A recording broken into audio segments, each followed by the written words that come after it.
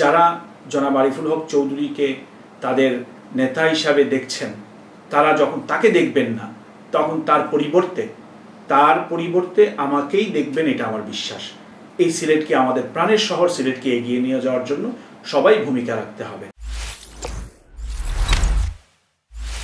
Mayor Ariful Haque Chowdhury, যিনি কিনা এই সিলেটের অনেক অনেক উন্নয়নের সাথে তার নাম জড়িয়ে আছে।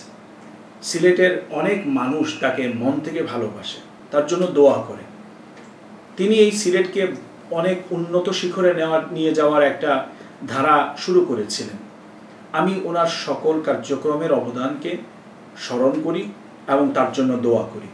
এবং ইনশাআল্লাহ 21 জুন আমরা যদি জনগণের সেবার দায়িত্ব পাই, আমরা প্রাথমিকভাবে প্রায়োরিটি বেসিসে অবশ্যই চলমান যত উন্নয়ন কার্যক্রম আছে প্রত্যেক উন্নয়ন কার্যক্রমকে আমরা সম্পন্ন করব ইনশাআল্লাহ।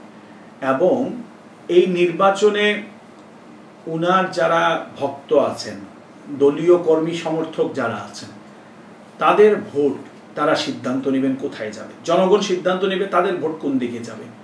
আমরা মনে করি, আমরা যেহেতু জনগণের সেবার জন্য এসেছি এবং এই সিলেটের মাটির সন্তান আমি, এবং আমরা জনগণের সেবার ক্ষেত্রে কখনোই কোনো জায়গায় দুর্নীতি, অন্যায়, অনাচার, দুঃশাসনের কোনো কালো দাগ আমাদের মধ্যে নেই।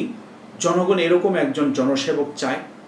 সেই জায়গায় যারা জনাব আরিফুল হক চৌধুরীকে তাদের নেতা হিসাবে দেখছেন, তারা যখন তাকে দেখবেন না, তখন তার পরিবর্তে আমাকেই দেখবেন, এটা আমার বিশ্বাস। কারণ আমি যদি নির্বাচিত হই, দল, মত, ধর্ম, বর্ণ সব কিছু নির্বিশেষে এই সিলেটের উন্নয়নের জন্য আমি সবাইকে নিয়ে কাজ করব ইনশাআল্লাহ। সিলেটের জনগণ এই সিলেটকে সামনের দিকে এগিয়ে নিয়ে যেতে হবে। কোনো দল বা কোনো ধর্ম বা কোনো বর্ণের মানুষ বিচ্ছিন্নভাবে এটাকে এগিয়ে নিয়ে যেতে পারবে না। সিলেটের আপমর সকল পর্যায়ের জনতা এই সিলেটকে, আমাদের প্রাণের শহর সিলেটকে এগিয়ে নিয়ে যাওয়ার জন্য সবাই ভূমিকা রাখতে হবে। আর এই সিলেট এখন পর্যন্ত আসার পিছনে যাদের অবদান রয়েছে, আমাদের প্রয়াত মেয়র বদরুদ্দিন আহমদ কামরান সাহেব, আল্লাহ ওনাকে জান্নাত নসিব করুন। আমাদের বর্তমান মেয়র আরিফুল হক চৌধুরী সাহেব, ওনার মর্যাদাকে আল্লাহ তাআলা আরও বাড়িয়ে দেন এবং ওনার সকল কার্যক্রমকে কবুল করুন। আমাদের সব থেকে সিলেটের উন্নয়নের রূপকার যাকে বলা হয়, আমাদের প্রয়াত মন্ত্রী এম সাইফুর রহমান সাহেব, দলমতের ঊর্ধ্বে আমরা তাদেরকে ভালোবাসি। তারা এই সিলেটের জন্য অনেক কিছু করেছেন।